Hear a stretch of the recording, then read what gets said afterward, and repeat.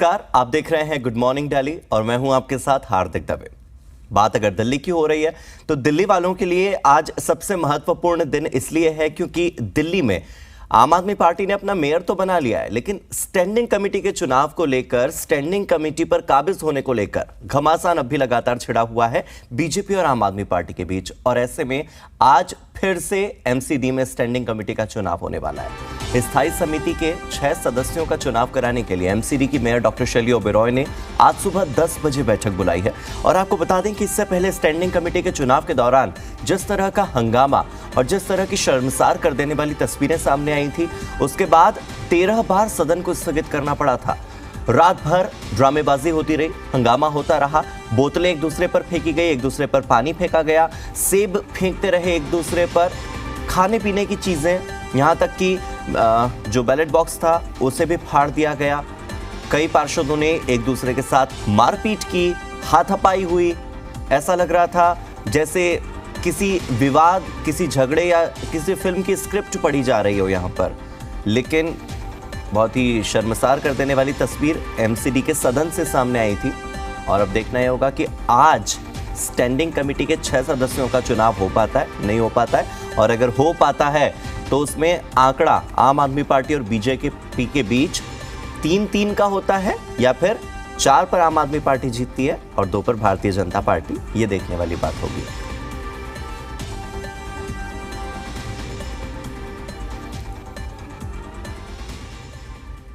तो तस्वीरें हमने आपको दिखा दी कि कैसे सदन में विवाद हुआ, लेकिन यह जानना भी जरूरी है कि विवाद क्यों हुआ और आज विवाद न हो इस बात की क्या गारंटी है। इसके लिए देख लीजिए, स्टैंडिंग कमेटी के चुनाव को लेकर जो हंगामा हुआ वो इस बात को लेकर था कि चुनाव के दौरान कुछ मेंबर्स मोबाइल लेकर आ गए।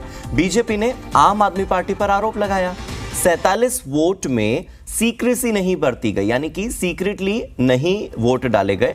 बैलेट बॉक्स को पलट दिया। मेयर शैली ओबेरॉय ने बीजेपी पर आरोप लगाया कि सदन के अंदर भारतीय जनता पार्टी के पार्षदों ने बोतलें फेंकी। तो कुल मिलाकर ये विवाद इसलिए हुआ क्योंकि चुनाव के दौरान कुछ मेंबर्स, 47 मेंबर्स अपना मोबाइल फोन लेकर आए थे और बीजेपी ने आम आदमी पार्टी पर आरोप लगाया। बीजेपी का कहना है कि 47 वोट ऐसे थे जहां पर मोबाइल फोन लेकर वोट दिया गया। तो बैलेट बॉक्स को पलट दिया बीजेपी ने। मेयर शैली ओबेरॉय कह रही हैं कि बीजेपी के लोगों ने हमला किया, बोतलें फेंकी, एक दूसरे पर सेब फेंके। तो ये कुल मिलाकर विवाद था। अब ये विवाद आज देखने को मिलता है, यानी कि फिर से चुनाव कराने की जो बात कही जा रही है बीजेपी की ओर से, वो देखने वाली बात होगी।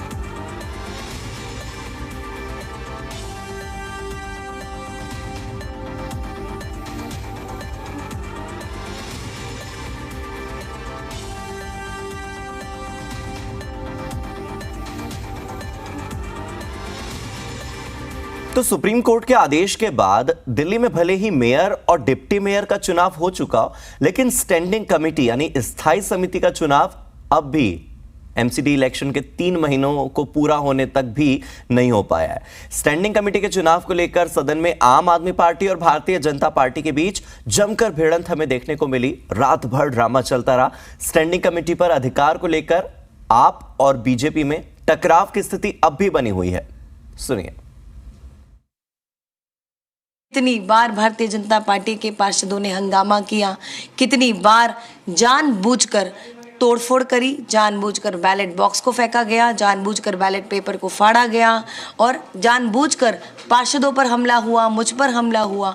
साफ साफ दिखा कि Bharatiya Janata party standing committee का जो चुनाव है वो टालना चाहती थी। सुप्रीम कोर्ट का भी कल अपमान हुआ, उनके आदेश का पालन नहीं किया गया, तो इसीलिए 13 बार सदन को स्थगित करना पड़ा और शांतिपूर्वक चुनाव शुरुआत हो चुकी थी। और बीच जब चुनाव की प्रक्रिया जारी थी, बीच में भारतीय जनता पार्टी के जितने भी पार्षद हैं वो आगे आकर वेल में हंगामा करने लगे और मुद्दा उठाने लगे कि मोबाइल फोन को अंदर वोटिंग में बैन कर देना चाहिए। पर ऐसी कोई भी डिमांड चुनाव शुरू होने से पहले भारतीय जनता पार्टी के पार्षदों ने नहीं करी। 45 से 47 वोट जब डल चुके थे, उसके बाद भारतीय जनता पार्टी ने जानबूझकर ये मुद्दा उठाया। हालांकि ऐसा कोई प्रावधान नहीं है, ना एक्ट में लिखा है ना किसी रूल में लिखा है कि मोबाइल फोन वोटिंग में ले जाना बैन है। काउंसलर हूं और ऐसा हाउस और ऐसी गंदगी मैंने आज तक नहीं देखी है। कोई किसी प्रकार की यहाँ सुरक्षा नहीं है, कोई व्यवस्था नहीं है, कोई भोजन नहीं। बेचारे पार्षद एक मेयर की बेवकूफ़ियाँ, एक मेयर की जो तानाशाही है उसको सहन कर रहे हैं। उन्होंने मेयर का चुनाव हुआ बिना मोबाइल के हुआ, डिप्टी मेयर का चुनाव हुआ बिना मोबाइल के हुआ, उसके बाद स्टैंडिंग कमेटी का मेंबर्स का चुनाव होता है और मेयर साहिबा कहती है जी मोबाइल अलाउड है, आप मोबाइल अंदर लेके जाइए, उसका फ़ोटो खींच के लाइए और हमें दीजिए। क्यों भाई? कौन सी वोटिंग में इस तरीके से सीक्रेसी ब्रीच होती है? कौन सी वोटिंग में मोबाइल अलाउड होता है? जब वहाँ पे ऑब्जेक्शन उठाया गया तो उन्होंने गलती मानी और उसके बाद उन्होंने कहा ठीक है, इसके आगे मोबाइल नहीं लेके जा पाएंगे, परंतु जो हो गया सो हो गया। तो वो 45 वोट जो डले थे, जिसकी फ़ोटो खींच करके उन्होंने रखी है, क्या वो सही है? क्या वोटिंग का जो सीक्रेसी वो ब्रीच नहीं हुआ वहाँ पर? और उसके बाद में वो कह रही कि अब हमारे पास और बैलेट पेपर नहीं बचे हैं, इसलिए हम चुनाव इन्हीं से करेंगे और अभी करेंगे, रात को 12 बजे ही करेंगे, नहीं तो कोर्ट का आदेश जो है वो खराब हो जाएगा। आप ये बताइए, 5 बार हाउस अर्जेंट किया मैडम ने और 5 बार 1.5 घंटे के लिए वो गायब हो गए। क्यों आपने हाउस अर्जेंट किया? 1.5 घंटा 2-2 घंटा जो आप वहाँ से सदन में से गायब रही, इतने पार्षद वहाँ बैठ के आपका इंतजार कर रहे हैं और आप वहाँ से गायब हो जाती हैं।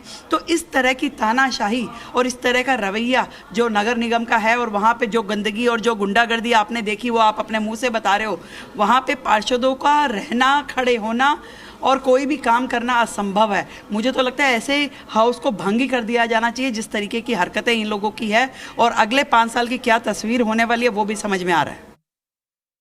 तो एक तरफ जहां एमसीडी में चुनाव के मुद्दे को लेकर बीजेपी और आम आदमी पार्टी एक दूसरे के आमने सामने है, तो वहीं दिल्ली बीजेपी ने जासूसी कांड को एक नया मुद्दा बना लिया है और मनीष सिसोदिया के खिलाफ मोर्चा खोल दिया है। बीते दिन बीजेपी ने आम आदमी पार्टी दफ्तर के बाहर प्रदर्शन किया और सिसोदिया के इस्तीफे की मांग की।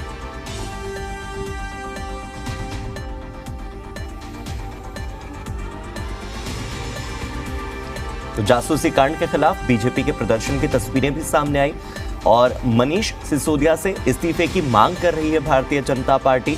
दिल्ली के उप मुख्यमंत्री पद से और जितने भी मंत्रालय उनके पास हैं वो सभी डिपार्टमेंट से मनीष सिसोदिया इस्तीफा दें, ये बात कह रही है भारतीय जनता पार्टी।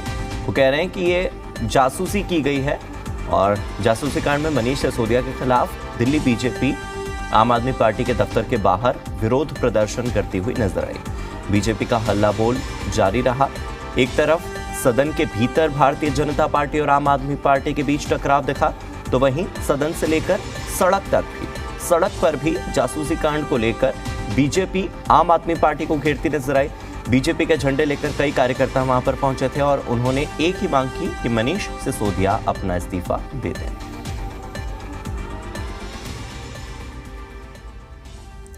तो जासूसी कांड को लेकर बीजेपी ने विरोध किया तो दिल्ली बीजेपी कार्यकारी अध्यक्ष वीरेंद्र सचदेवा ने इस पर कहा कि मनीष सिसोदिया को नैतिकता के आधार पर ही अपने पद से इस्तीफा दे देना चाहिए। अगर वो इस्तीफा नहीं देते हैं तो केजरीवाल जी को उनका इस्तीफा ले लेना चाहिए। सचदेवा का कहना है कि सिसोदिया अगर इस्तीफा नहीं देते हैं तो इस वजह से जांच प्रभावित हो सकती है। सुनिए। आप मुख्यालय के बाहर भारतीय जनता पार्टी का प्रदर्शन लगातार जारी है। सबसे पहले हम आपको तस्वीरों के माध्यम से दिखाएंगे कि किस तरीके से यहां पर प्रदर्शन चल रहा है। आप देख सकते हैं ठीक सामने जो भारतीय जनता पार्टी के कार्यकर्ता हैं वो आगे बढ़ने के लिए बैरिकेडिंग को तोड़ने की कोशिश कर रहे हैं और बार बार दिल्ली पुलिस उन्हें रोकने की कोशिश कर रही है। हालांकि दिल्ली पुलिस और प्रदर्शनकारियों में तीखी नोकझोंक भी हो रही है और जो दिल्ली बीजेपी के प्रदेश कार्यकारी अध्यक्ष हैं वीरेंद्र सचदेवा जी, वो इस वक्त आप देख सकते हैं कि सड़क पर बैठकर प्रदर्शन कर रहे हैं और उनका मांग है कि जल्द से जल्द जो मनीष सिसोदिया हैं उनका इस्तीफा लिया जाए। वीरेंद्र जी, आप लोग लगातार प्रोटेस्ट कर रहे हैं, सड़क पर बैठे हुए हैं, क्या कहेंगे? आप लोगों की मांगे क्या हैं? देखिए, जासूसी कांड में एफबीयू यूनिट जो बना वो गैर कानूनी था और इनकी मंशा थी दिल्ली की राजनीतिक पार्टियां, न्यायिक अधिकारी, मीडिया हाउसेज, बड़े बड़े व्यापारिक घराने उनकी जासूसी की जाए और ये लोगों का दमन करना, उत्पीड़न करना, उसमें इनको आनंद आता है। तो हमारी ये मांग है कि मनीष सिसोदिया उसके प्रमुख थे, उनको इस्तीफा देना चाहिए। लेकिन केजरीवाल सरकार तो ये कह रही है कि जो ये आरोप लगाए जा रहे हैं ये बेबुनियाद हैं क्योंकि ऐसा कुछ हुआ ही नहीं है। आप उनसे ये पूछिए फीडबैक यूनिट बनाया क्यों था? उसकी कोई सैंक्शन अप्रूवल है? नहीं है। जो काम उन्होंने गैर कानूनी किया है उसका कारण बताएं। जब दिल्ली में विजिलेंस डिपार्टमेंट है, एसीबी है, तो फीडबैक यूनिट बनाने की जरूरत क्या थी? इस जासूसी के माध्यम से क्या हासिल करना चाहते थे? वो लोगों की निजता का उल्लंघन करना चाहते थे, वो लोगों के घरों में झांकना चाहते थे। भारतीय जनता पार्टी ये नहीं होने देगी। मनीष सिसोदिया, अरविंद केजरीवाल को इस्तीफा देना होगा। लेकिन बीरेन जी, उनका कहना है कि जो आम आदमी पार्टी की लोकप्रियता बढ़ रही है उससे बीजेपी बौखला गई, यही वजह है कि एक के बाद एक नए केस लेकर के आ रही है। आम आदमी पार्टी के काले कारनामे बढ़ गए हैं, जिसकी वजह से ये प्रदर्शन रोज रोज करने पड़ रहे हैं। उनका भ्रष्टाचार बढ़ गया। और मेरा तो ये मानना है कि फीडबैक यूनिट सिर्फ भ्रष्टाचार का मामला नहीं है, ये राष्ट्रीय सुरक्षा का मामला है। दिल्ली देश की राजधानी है, आप वहाँ लोगों की जासूसी करवाओगे। मुझे तो ये भी कहना है कि इस फीडबैक यूनिट के माध्यम से अरविंद केजरीवाल को विदेशी ताकतों का समर्थन था। तो ये प्रदर्शन कब तक चलेगा? हम मनीष सिसोदिया इस्तीफा मांग रहे हैं, हम अपना प्रयास जारी रखेंगे। तो आपने देखा हमारे साथ बीजेपी के प्रदेश कार्यकारी अध्यक्ष वीरेंद्र सचदेवा जी थे, जिन्होंने साफ तौर से कहा है कि हमारा प्रदर्शन आगे भी जारी रहेगा और हम लगातार मनीष सिसोदिया के इस्तीफे की मांग करते रहेंगे। दिल्ली से वीडियो जर्नलिस्ट पीयूष सक्सेना के साथ बलराम पांडे, जी मीडिया। जी मीडिया से खास बातचीत में भारतीय जनता पार्टी के सांसद मनोज तिवारी ने डिप्टी सीएम मनीष सिसोदिया को निशाने पर लिया। मनोज तिवारी ने कहा कि फीडबैक यूनिट की स्थापना गैर कानूनी है। यह मामला देश की सुरक्षा से जुड़ा है, सिक्योरिटी से जुड़ा है। साथ ही उन्होंने यह भी कहा कि आम आदमी पार्टी खुद को कट्टर ईमानदार पार्टी कहती है, लेकिन ये कट्टर ईमानदार पार्टी नहीं बल्कि कट्टर बेईमान पार्टी है। सुनिए। हमारे साथ बीजेपी सांसद मनोज तिवारी जी हैं। मनोज जी, लगातार आप लोगों का प्रदर्शन जारी है, आखिर मांग क्या है? जब तक ये जांच नहीं पूरी होती है, मनीष सिसोदिया जिन्होंने जासूसी कांड के आरोपी हैं, उनको अपने पद से इस्तीफा देना चाहिए, वरना ये जांच को प्रभावित कर सकते हैं। लेकिन मनोज जी, बार बार आम आदमी पार्टी ये आरोप लगा रही है कि ये झूठे आरोप लगा करके हमारे खिलाफ एफआईआर दर्ज कराई जा रही है। झूठी बातों पे इस तरह से शहर नहीं खोलता है, झूठी बातों पे इस प्रकार से आक्रोश नहीं आता है। पूरी दिल्ली की जनता सड़कों पे है और ये लोग भ्रष्टाचार में लिप्त हैं, जासूसी कर रहे हैं, गुंडागर्दी कर रहे हैं। इन लोगों के खिलाफ साक्ष्य मिले हैं। चूंकि फाइनल जांच होने तक ये बाधित न कर सके, इसलिए पद से हटाए जाने चाहिए। लेकिन मनोज जी, वो तो कह रहे हैं कि 2015-2016 का मामला है और अब एफआईआर दर्ज करने की बात कही जा रही है। चोरी तो चोरी है साहब, और ये लगातार कर रहे हैं। ये बताइए, कोई कहता है कि मैंने डकैती 4 महीना पहले किया इसलिए मैं कैसे? आपने अपराध किया और कर रहे हैं, साक्ष्य मिला है, जांच होने तक इस्तीफा दो।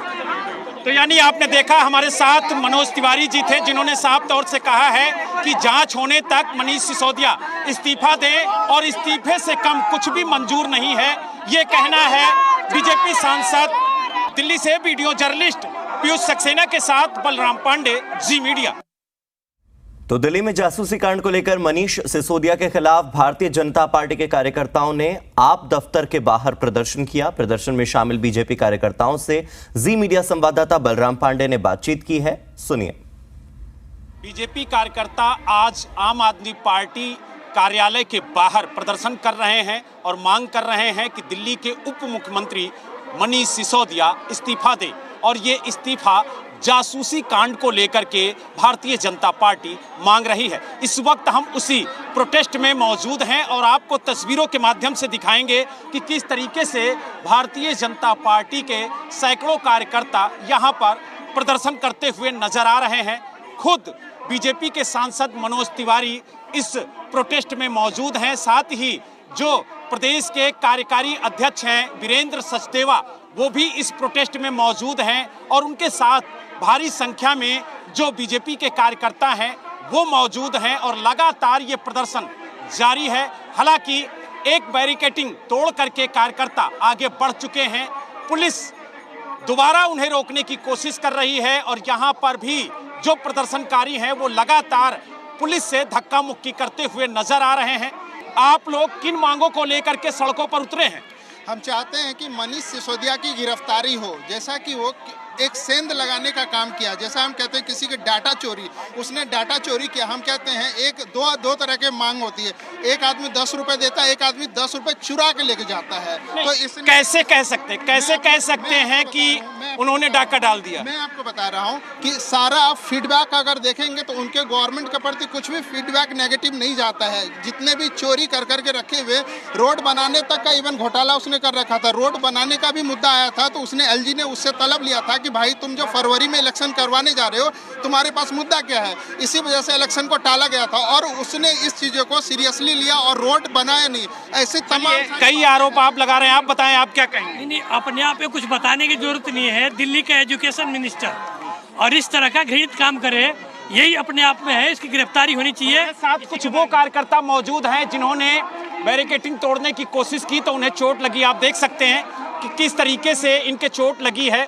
हालांकि जरूरत क्या थी बैरिकेडिंग तोड़ने की? जो अरविंद केजरीवाल की नीतियां हैं और उसकी पार्टी के भ्रष्टाचार नेता जो अपने आप को आम आदमी का कार्यकर्ता दिखाते थे, आज वो करोड़पति बनकर बैठे। आज हम खाली उनके घर, पार्टी के कार्यालय पर जाकर ये पूछना चाहते थे कि आप देश के अंदर ऐसा भ्रष्टाचार, चोरी और जो आपने लोगों के पीछे लोग लगा रखे हैं, वो किस लिए? उन्हें अपने पार्षदों पर विश्वास नहीं था कि वो उनको वोट करेंगे। और वो सब देखते हुए जब हम बैरिकेड कूद रहे, दिल्ली पुलिस ने हमें उठा के दोबारा बाहर फेंका।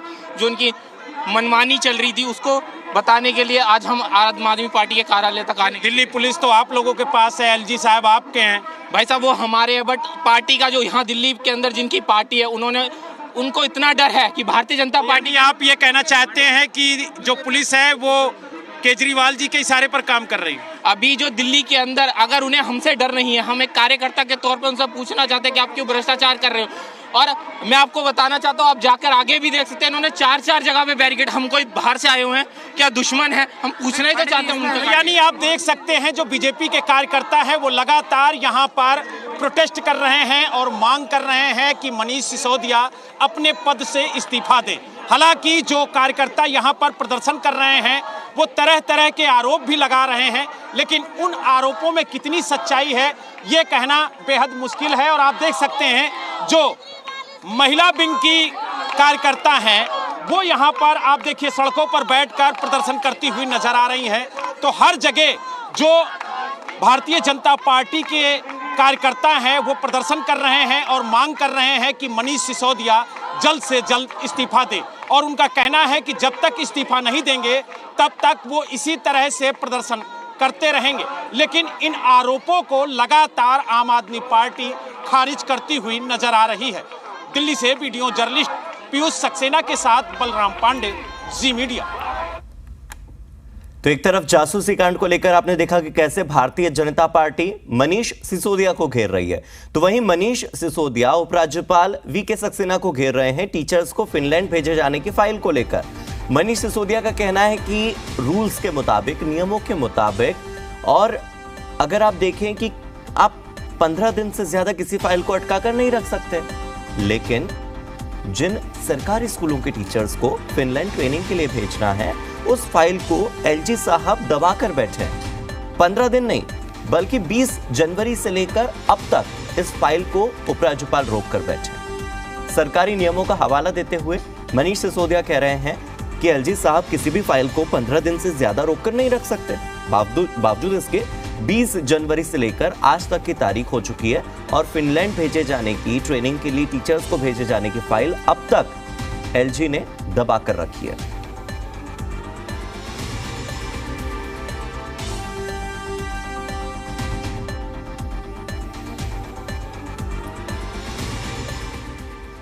दिल्ली नगर निगम ने आवारा पशुओं और शहरी क्षेत्रों में चल रही अनाधिकृत डेयरियों के विरुद्ध कड़ी कार्रवाई की है। दिल्ली नगर निगम ने कड़ी कार्रवाई करते हुए 1 फरवरी से अब तक 1023 आवारा पशुओं को पकड़ा है, साथ ही 16 अनाधिकृत डेयरीज को सील कर दिया है। दिल्ली नगर निगम ने 95 डेयरी मालिकों का चालान भी काटा है। आवारा पशुओं के कारण ट्रैफिक जाम की स्थिति बन जाती है, कई बार हादसे हो जाते हैं और नागरिकों की सुरक्षा को भी खतरा होता है। तो इस समस्या से निजात दिलाने के लिए दिल्ली नगर निगम ने 1 फरवरी से आवारा पशुओं को पकड़ने की कार्रवाई शुरू की है।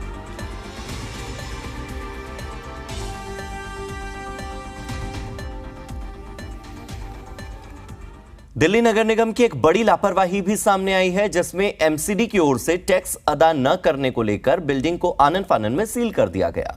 लेकिन हैरानी की बात यह कि इस लापरवाही और जल्दबाजी से की गई कार्रवाई में बिल्डिंग के अंदर 2 बच्चों को भी सील कर दिया गया। मामला दिल्ली के अमन विहार थाना क्षेत्र के बलबीर विहार किराड़ी का है। दरअसल दोनों मासूम बच्चे इस बिल्डिंग के ऊपर के फ्लोर पर रहते थे। बच्चों के माता पिता दोनों ही नौकरी पर गए हुए थे। बच्चों की उम्र महज 3 साल और 5 साल है। बच्चों की मां एक स्कूल में टीचर है, जबकि पिता किसी प्राइवेट कंपनी में जॉब करते हैं। बच्चों के परिवार वाले जब घर पहुंचे तो उन्होंने पाया कि बिल्डिंग पर तो सील लगी हुई है और इसे लेकर पुलिस को उन्होंने सूचना दी कि हमारे बच्चे तो बिल्डिंग के अंदर सील हो गए हैं। पुलिस ने बिल्डिंग के गेट को खोलकर दोनों बच्चों को सुरक्षित बाहर निकाला।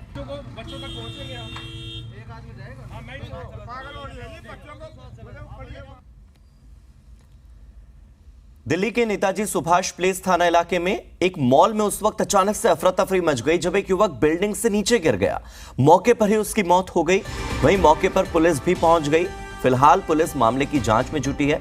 सूत्रों की माने तो युवक 7वें फ्लोर पर एसी सर्विस का काम कर रहा था, तभी अचानक पैर फिसलने से वो नीचे गिर पड़ा। लेकिन अभी तक ये साफ नहीं हो पाया है कि न ही किसी ने इस बात की पुष्टि की है कि वो महज गिरा है, ये एक एक्सीडेंट है या फिर ये खुदकुशी है। ये जानने वाली बात होगी।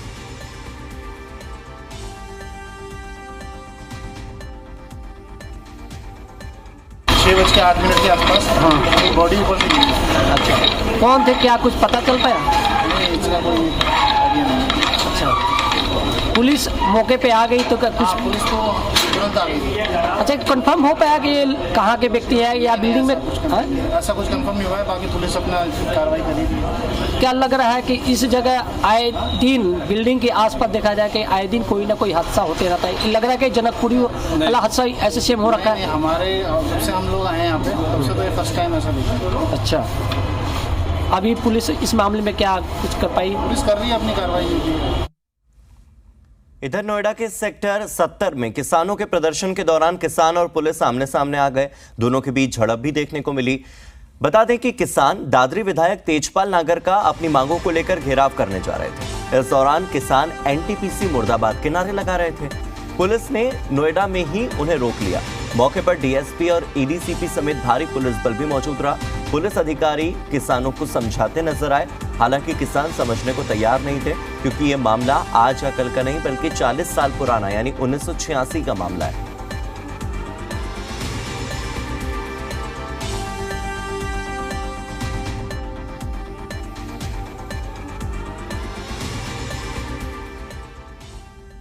साइबर सिटी गुरुग्राम में पुलिस ने डकैती की वारदात में शामिल बदमाश को गिरफ्तार करने में एक बड़ी सफलता हासिल की है। 10 लाख की डकैती करने वाले इनामी बदमाश को पुलिस ने गिरफ्तार कर लिया है, जो कि 2 साल से गुरुग्राम पुलिस की गिरफ्त से फरार था। 25,000 का इनामी बदमाश अतुल कटारिया चौक पर 10 लाख की डकैती में शामिल था। उसने हथियार के बल पर लूट की वारदात को अंजाम दिया था। 2 साल से हैदराबाद में हार्डवेयर की दुकान पर वो काम कर रहा था, लेकिन फिलहाल वो पुलिस की गिरफ्त में है।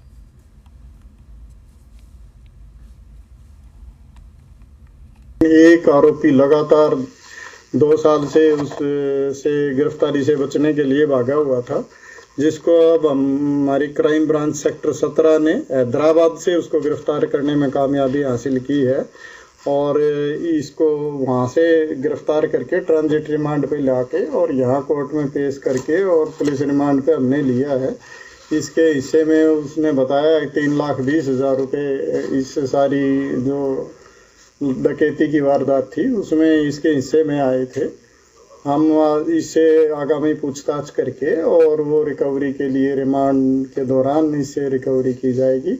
आज आगे रिकवरी के लिए लेके जा रहे हैं। यहाँ रुकते एक छोटे से ब्रेक के लिए, लेकिन आप हमारे साथ जुड़े रहिए और देखते रहिए जी दिल्ली NCR हरियाणा।